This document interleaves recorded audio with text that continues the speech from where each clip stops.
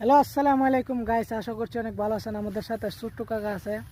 বন্ধের ক্ষেতগুলা দেখে অনেক ভালো লাগছে আমাদের কাছে। আর আল্লাহর রহমতে ভালো থাকবেন। এই দেখেন আমাদের রয়েসকা কত সুন্দর টিকা আমার আপনার অনেক ক্ষেত করতেছে। আর আপনারা সবাই দেখবেন। হ্যালো, আসসালামু আলাইকুম। চাচা, এটা কি সার দিতেছেন? ক্ষেত লাল সার আর সাদা, লাল আর সাদা মিক্সকার বেগুন না বেঙ্গল না?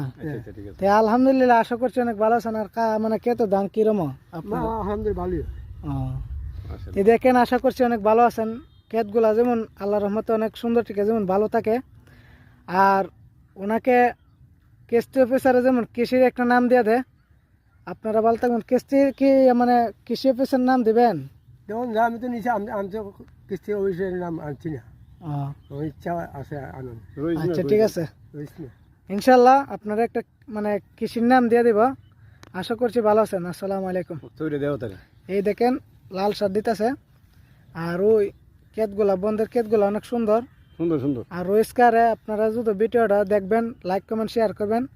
আর রোজকারে একটা কৃষির নাম দিয়ে দেবেন, যারা মানে চিনা পরিচিত বা গরিব মানুষ, একটা কৃষির নাম দিয়ে দিবেন।